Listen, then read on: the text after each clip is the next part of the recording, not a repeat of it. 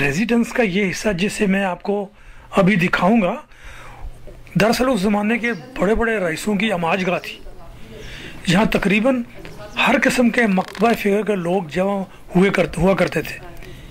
शहर की बेहतरी और उसकी तरक्की के लिए ख्याल व अमल के फ़ैसले किया करते थे। हमारी ये जर्मन गाइड बतला रही है कि उन्हीं के बेहतरीन और रोशन फैसलों की वजह से उस ज़माने के अवाम खुशहाल थे और उनकी बेहतरी और उनके फ़िक्र व अमल का सिलसिला आज तक जारी रहा। और वो अब हमें उस बिल्डिंग की तरफ ले जाने से पहले उसकी अहमियत से बाखबर करती रही। अब हम इसी जर्मन गाइड के साथ साथ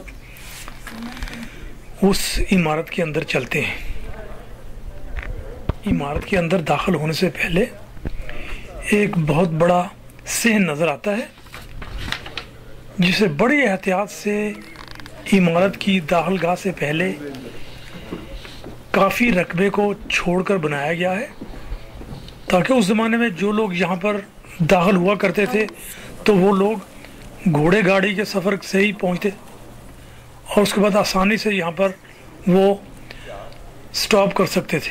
अब हम उसी गुज़रगाह को इस्तेमाल करते हुए उस इमारत के अंदर चलते हैं। इमारत के अंदर सबसे पहले एक लोहे का जंगला नज़र आता है,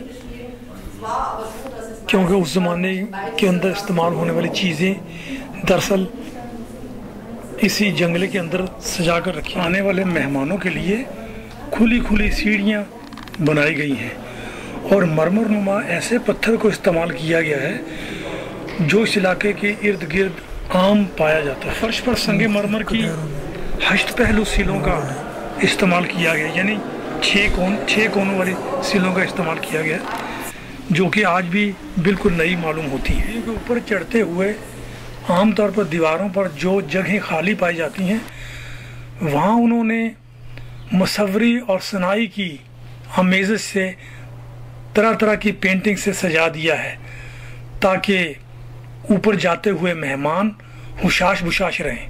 आइए अब हम उस कमरे की जानिब चलते हैं जो अमूमन मेहमानों की खातिर तवाज़ा के लिए इस्तेमाल किया जाता था। इस बड़े कमरे के अंदर दाखिल होते ही आपकी नज़र कमरों के फर्श पर पड़ती है, जहां नरम लकड़ी की छोटी छोटी चौखटों को जोड़कर बड़ी खूबसूरती के साथ बनाया गया है।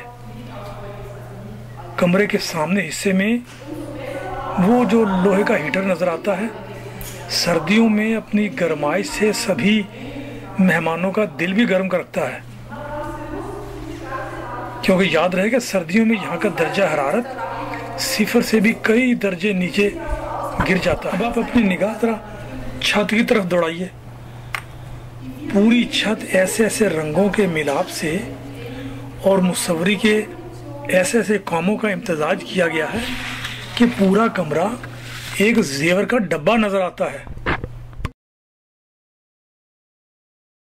और फिर रोशनी के इस्तेमाल के लिए बल्बों और कंदीलों की सिलेक्शन भी किसी की चॉइस की दाद देती है।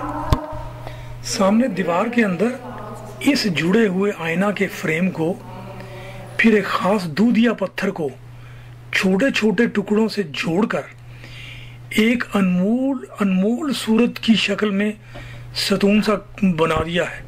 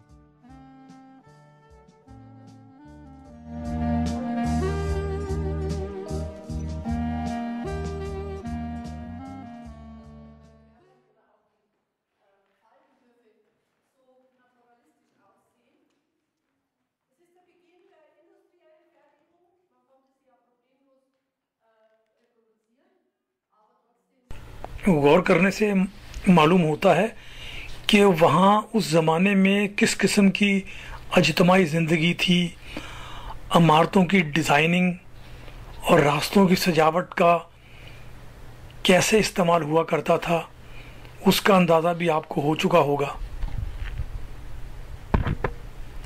اب ہم ریزیڈنسی سے نکلتے ہیں تو شہر کا نظارہ ویسے ہے جو صدیوں پرانا تھا۔ بس اس چھوٹے سے ویڈیو کلپ کو پیش کرنے کے بعد میں آپ سے رخصت ہوتا ہوں۔ آئندہ پھر صحیح، صحبت اچھی یار باقی۔